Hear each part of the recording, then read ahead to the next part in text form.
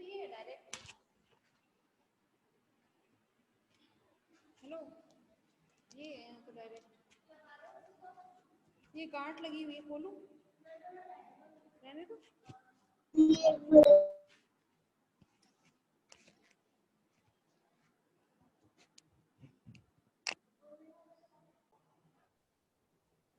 Good afternoon second year.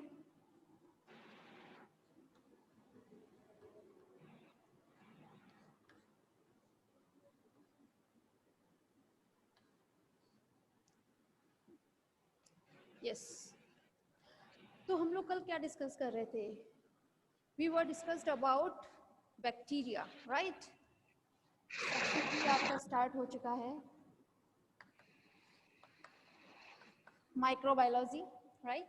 Microbiology में हम लोगों ने कल स्टडी किया था bacteria and branches of microbiology,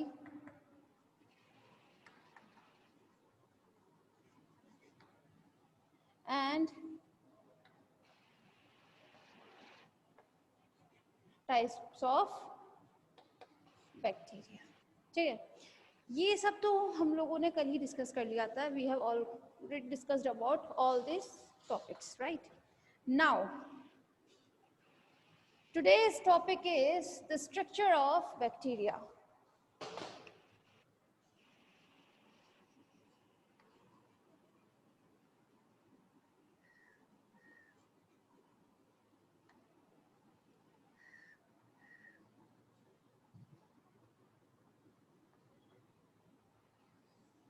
structure, अगर आप लोगों को याद हो तो कल एक डायग्राम बनवाया था, बहुत इजी डायग्राम था, जो एक बार फिर से उसे बना लेते हैं।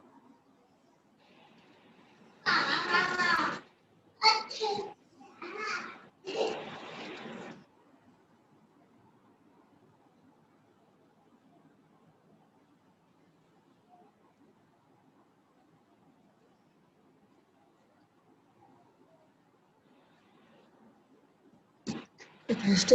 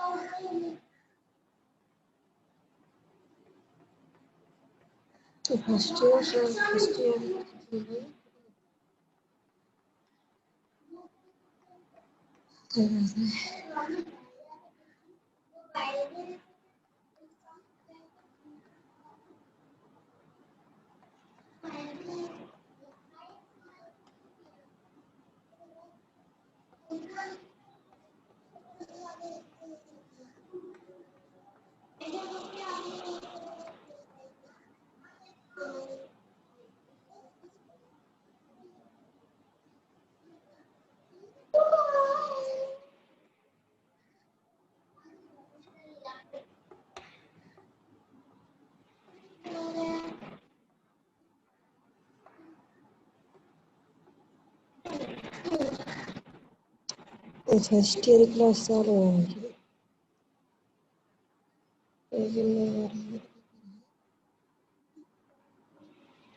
दादा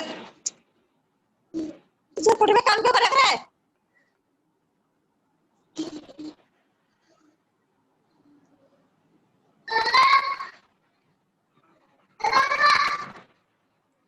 म्यूट नहीं है शायद।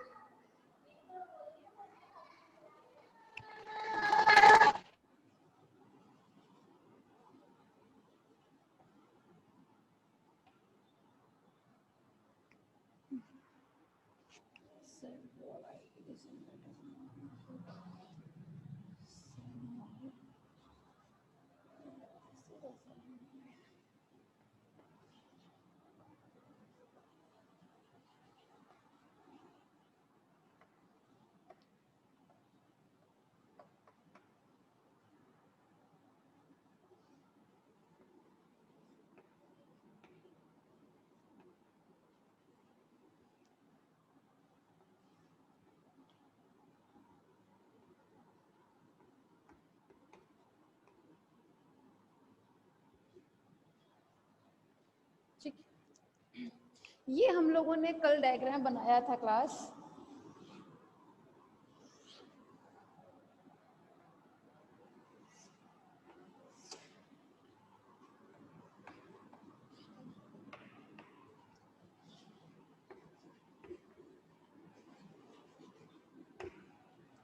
राइट, ये तो आप लोगों को याद आई गया होगा।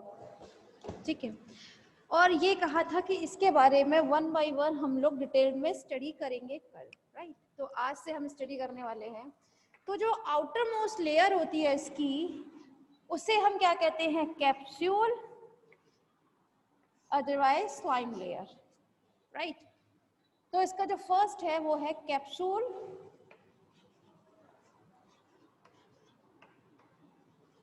And slime layer. पहली बात तो यहाँ सेकेंड ईयर की, ये दोनों ही मैंने, अगर आप लोग ध्यान से देखें तो दोनों को मैंने एक ही जगह मेंशन किया हुआ है। ये भी आपका कैप्सूल एंड स्लाइम लेयर। ठीक है, जनरली अदरवाइज हम लोग क्या करते हैं, उसके नीचे कुछ और, उसके नीचे कुछ और, लेकिन जो सबसे आउटर मोस्ट लेयर होती है उसे कैप्सूल या स्लाइम लेयर के नाम से हम जानते हैं। लेकिन डिफरेंस क्या होता है वो हम लोग यहाँ स्टडी करेंगे। सबसे पहले अगर हम एक नॉर्मल एक डायग्राम देखें तो सबसे ऊपर जो है आउटर मोस्ट वो है कैप्सूल, अदरवाइज स्लाइम लेयर।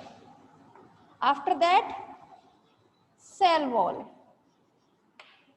देखिए ये है आपका कैप्सूल, उसके नीचे जो है क्या है आपका? Cell wall. Then after that it is a cell membrane.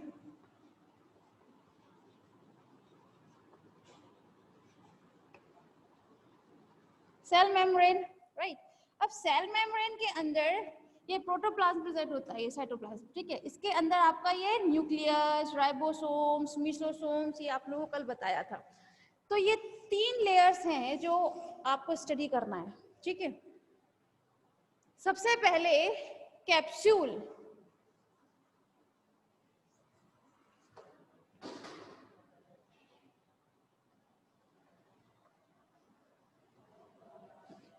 सबसे पहले जो कैप्सूल एंड स्लाइम लेयर होता है, किसी किसी बैक्टीरिया के ऊपर स्लाइम लेयर या कैप्सूल पाया जाता है। ये कुछ ऐसा होता है, कुछ म्यूकस मटेरियल होता है, बहुत चिपचिपा पदार्थ होता है, जो किस पर पाया जाता है? आपके बैक्टीरियल सेल के ऊपर पाया जाता है। ठीक है, तो उसे हम किस नाम से जानते हैं? जनरली स्लाइम लेयर के नाम से जानते हैं, स्लाइम लेयर के नाम से जानते हैं। ये स्लाइम लेयर जो होती है ये बनी होती है आपकी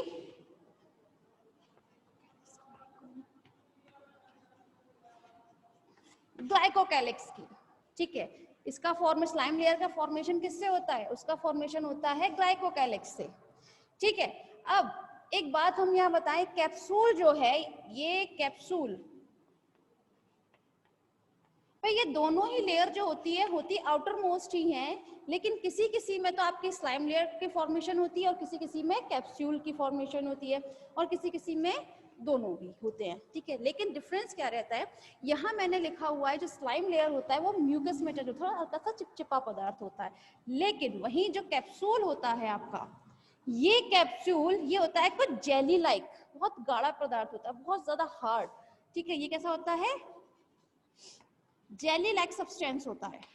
ठीक है, ये जेली लाइक सब्सटेंस ये मिलकर बना होता है आपका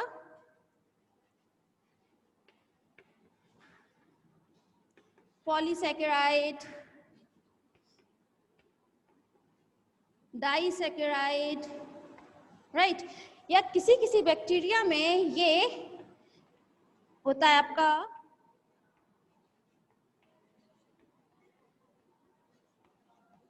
पॉलीपेप्टाइड फॉर्मेशन से, ठीक है। तो इसका जो फॉर्मेशन है कैप्सूल का फॉर्मेशन किस किस से होता है, पॉलीसैकेराइड, डाइसैकेराइड, अदरवाइज किसी किसी में ये पॉलीपेप्टाइड का बना होता है, right.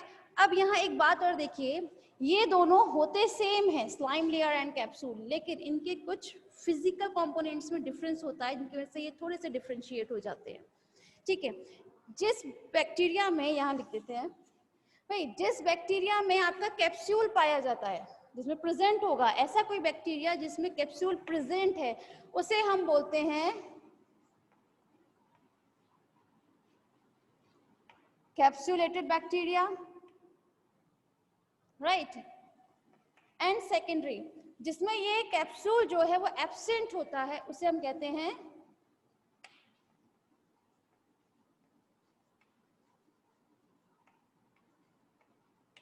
Non capsulated bacteria. Generally इसका अगर हम फंक्शन की बात करते हैं, भाई यहाँ तक सबको क्लियर होगा ये, ठीक है।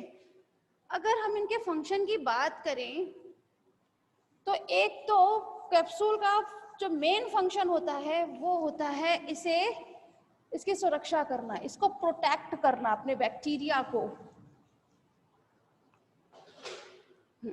ठीक है।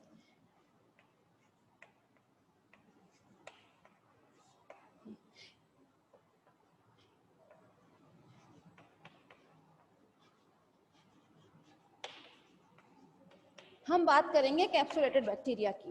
ये जो कैप्सुलेटेड बैक्टीरिया जो होते हैं, ये ऐसे बैक्टीरिया होते हैं जिन पर क्या प्रेजेंट रहता है, आपका कैप्सूल प्रेजेंट रहता है। ये कैप्सूल जो होता है, यही अगर आपको याद हो, इम्यूनोलॉजी जब पढ़ाया था तो वहां पर एक ऐसी प्रोटीन होती थी जो जनरली क्या करती थी, अगर आपको याद हो तो कल भी बताया था, कुछ याद है कि नहीं, अब नहीं नाम लूंगी मैं, बस कल भी बताया था, इसलिए कि कुछ प्रोटीन ऐसी होती है जो इस कैप्सूल को उसमें क्या बना देती हैं, होल बना देती हैं। अब याद आ गया? इससे ज्यादा नहीं बताऊंगी मैं इसके बारे में। तो ये जो कैप्सूल बैक्टीरिया जो होते हैं, यही होते हैं जो क्या करते हैं, आपकी डिसीज कॉज करते हैं।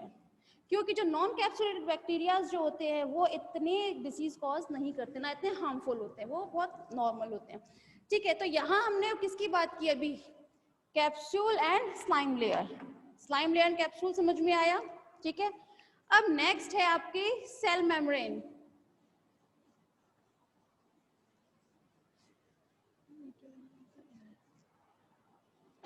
Next is cell membrane.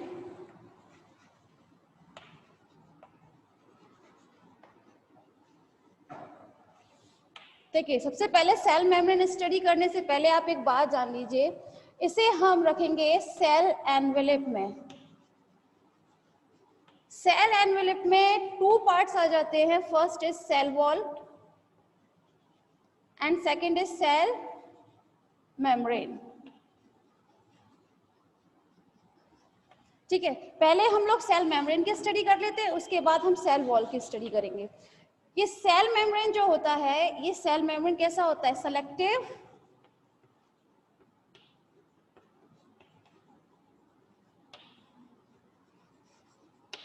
Permeable होता है। इट मीन्स कि ये किसी किसी मटेरियल को तो अपनी सेल के अंदर एंट्री करने देगा और किसी किसी को बाहर ही रोक देगा, ठीक है। तो ये सेलेक्टिव परमिएबल होने की वजह से ही ये कितना अपने बैक्टीरियल सेल को प्रोटेक्ट करता है, ठीक है, सेल मेम्ब्रेन। और ये सेल मेम्ब्रेन जो होती है, ये बनी होती है आपकी लिपोप्रोटीन से। ये तो जनरली सभी लोग जानते होंगे। अगर आप लोगों ने फर्स्ट ईयर में साइटोलॉजी पढ़ाया जाता है, साइटोलॉजी में सेल मेम्ब्रेन अपने आप में एक बहुत ह्यूज टॉपिक है। वहां पर कुछ टॉपिक्स पढ़ाए जाते हैं, जिसमें एक टॉपिक होता है आपका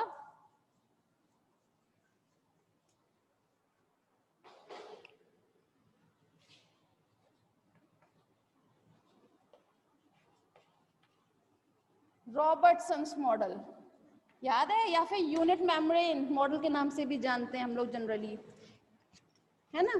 तो ये जो रॉबर्टसन है, इसने क्या बात बोली थी?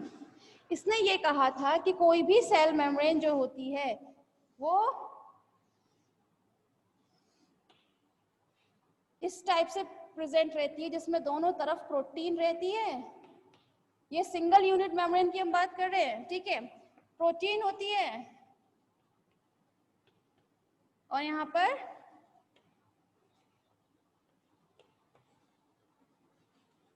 बाइलेयर क्या पाया जाता है? आपका लिपोप्रोटीन पाया जाता है, ठीक है। तो यहाँ पर ये रॉबर्टसन ही वो था, रॉबर्टसन एक साइंटिस्ट का नाम था जिन्होंने ये इसके बारे में बताया था, सेल मेम्ब्रेन के बारे में। ये तो आप लोगों ने साइटोलॉजी में ऑलरेडी स्टडी किया होगा, तो यहाँ थोड़ा सा ही आपको बताया जा रहा था, ठीक है। तो सेल मेम्ब्रेन जो मेन है आपका वो है सेल वॉल। ध्यान दीजिएगा क्लास, इसके बारे में आप लोग बहुत पहले भी कर चुके हैं स्टडी, इसलिए आपको बहुत ज्यादा नहीं इसमें बताया जा रहा। सेल वॉल,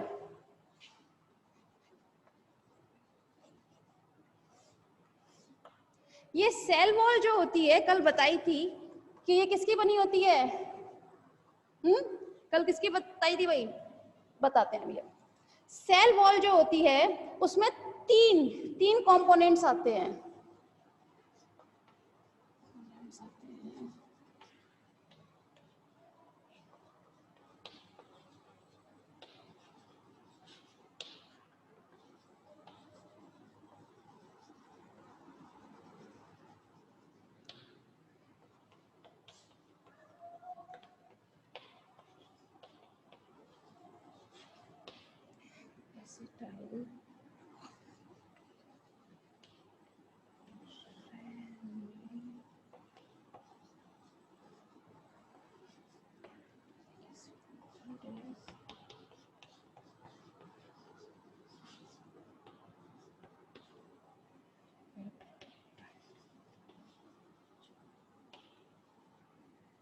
ठीक है, इसमें तीन कंपोनेंट्स पाए जाते हैं। एन एसिटाइल ग्लूकोज एमीन, जिसे हम जनरली जी से डिनोट करेंगे। एन एसिटाइल म्यूरेमिक एसिड, जिसे हम जनरली एम से डिनोट करेंगे। And third is polypeptide chain. Polypeptide chain को आप जनरली पॉलीपेप्टाइड के नाम से भी देख सकते हैं, अदरवाइज से आप पी से भी डिनोट कर सकते हैं, ठीक है। इसी में कल आप लोगों को बताया था कि आपकी जो सेल वॉल जो होती है वो आपकी म्यूरेमिक से बनी रहती है ना? किससे बताई थी? मेरे को पेप्टाइड से बताई थी कल, ये तो याद ही होगा। हाँ भाई, अब इसका जो स्ट्रक्चर रहता है वो आप लोग एक बार देख लें किस तरह से रहता है। इसे तो क्लास रफ कर देते हैं अब।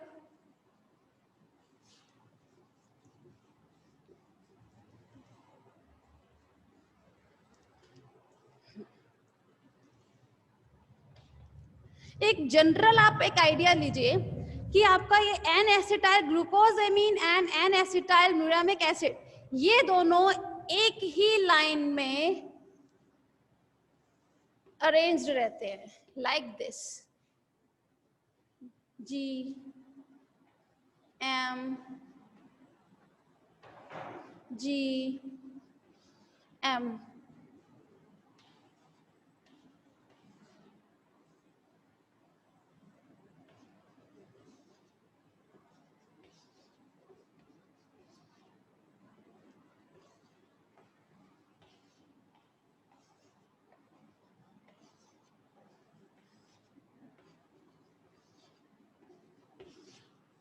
ठीक है, लेकिन ये जो पॉलीपेप्टाइड चेन जो होती है, ये पॉलीपेप्टाइड चेन इन दोनों को क्रॉस करते हुए बनती है, लाइक दिस, ठीक है।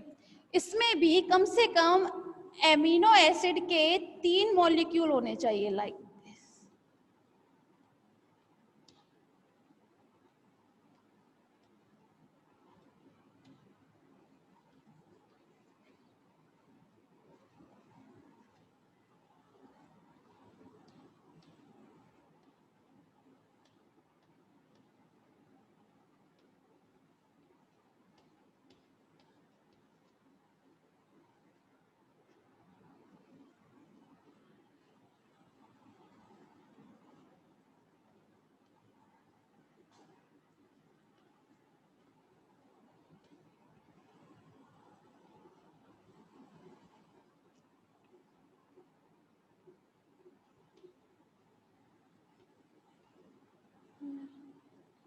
क्या बताया था मैं तो भूल ही गई।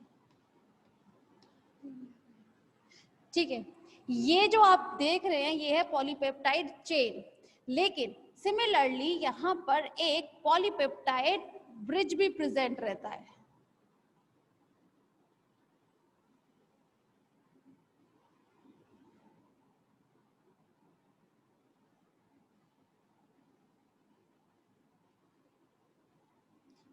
जो इन्हें एक दूसरे से कनेक्ट करता है।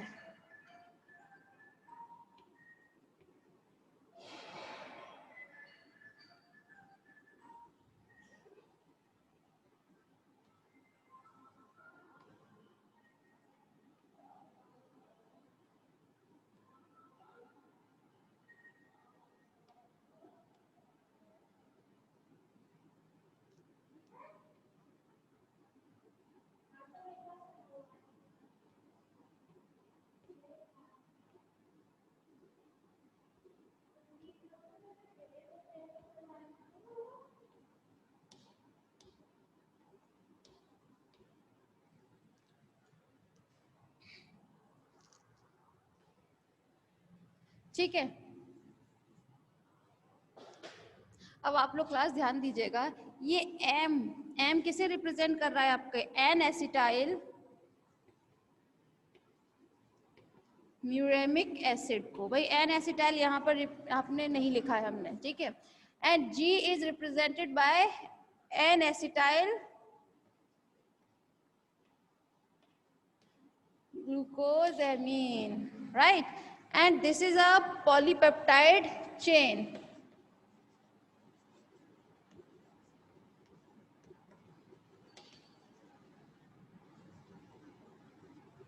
And this is a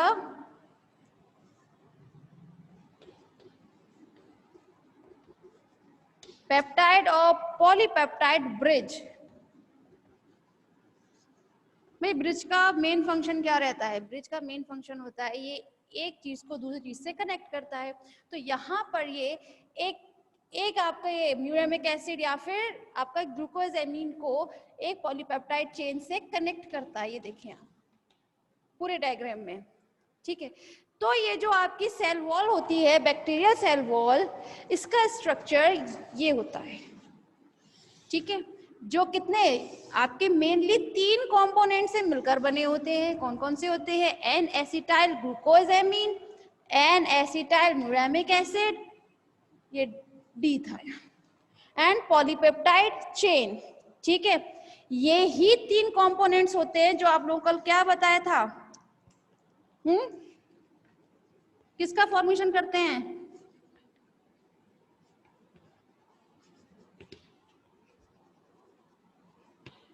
mucopeptide chain का, ठीक है। यही आप लोगों को कल बताया गया था।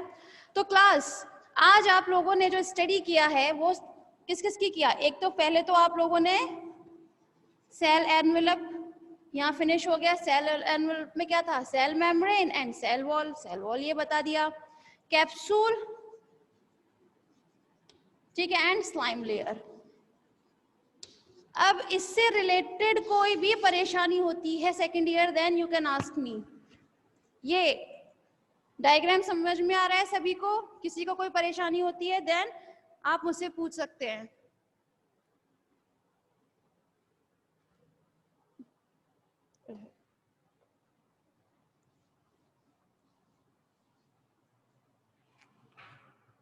मैम चैट खोल के रखा करो प्लीज, मैं बार बार डायग्राम नहीं बनाऊंगी। अच्छा बोल जाता है क्या? ठीक है।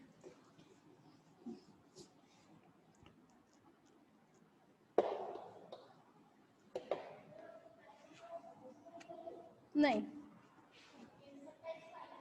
जी, हाँ भाई। अब जो नेक्स्ट टॉपिक है वो है आपका न्यूक्लियस।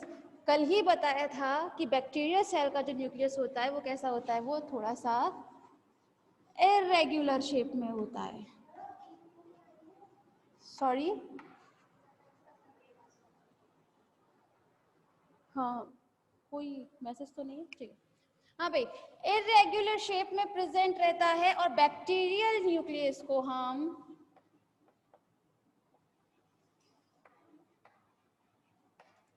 लोग किस नाम से जानते हैं? कल क्या बताया था?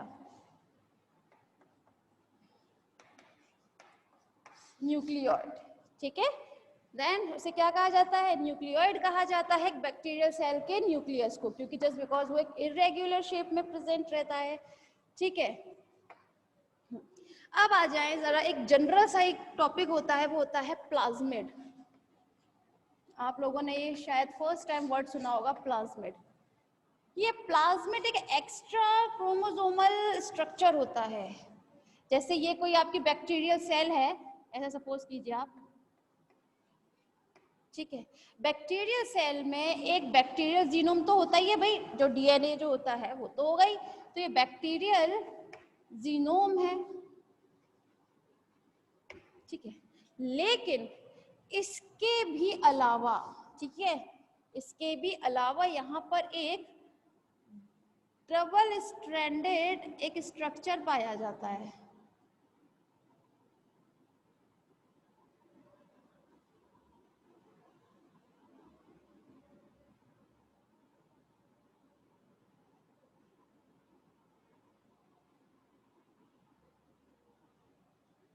ठीक है, ये डबल स्ट्रैंडेड स्ट्रक्चर जो होता है यही होता है प्लाज्मिड। इसे हम जनरली क्या किस नाम से जानते हैं? प्लाज्मिड। ये प्लाज्मिड जो होता है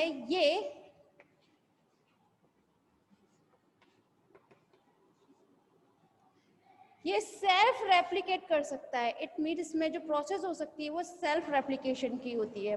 जनरली हम लोग क्या देखते हैं? हम लोग डीएनए रेप्लिकेशन पढ़ते हैं हम लोग। ठीक है, क्योंकि डीएनए में क्या रहता है? डीएनए अपने आप में रेप्लिकेट कर सकता है, अपनी रेप्लिका फॉर्म कर सकता है। सिमिलरली ये जो आपका प्लाज्मिड होता है, इसमें भी एक मेन प्रॉपर्टी होती है कि ये सेल्फ रेप्लिकेशन कर सकता है, अपनी कॉपीज रेप्लिका बना सकता है, फॉर्मेशन इजीली कर सकता है। तो इसी के उस पर बेस पर ये प्लाज्मिड जो होते हैं ये 2 टाइप्स के होते हैं। कितने टाइप्स के होते हैं?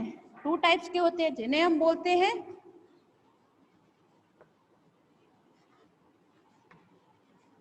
conjugated plasmid and non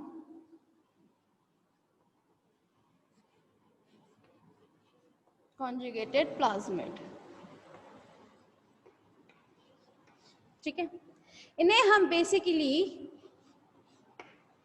2 types के प्लाज्मिड में डिवाइड कर सकते हैं, कॉन्जुगेटेड एंड नॉन कॉन्जुगेटेड। अब जनरली आप लोग में बीच में यहाँ क्वेश्चन अराइज हो रहा होगा, ये कॉन्जुगेट क्या होता है? जब आप लोग कुछ टाइम रुकिए, आप लोग के सामने एक टॉपिक आएगा, रिप्रोडक्शन इन बैक्टीरिया।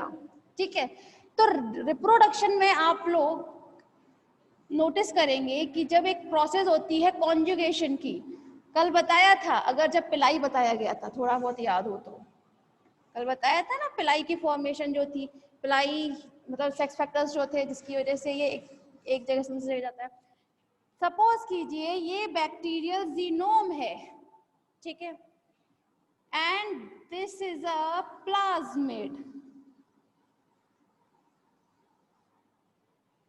ठीक है, this is a bacterial cell, right, and this is also a bacterial cell। ठीक, ये हम प्रोसेस बता रहे हैं। ओके, सेकेंड ईयर रिज्वाइन कीजिएगा प्लीज।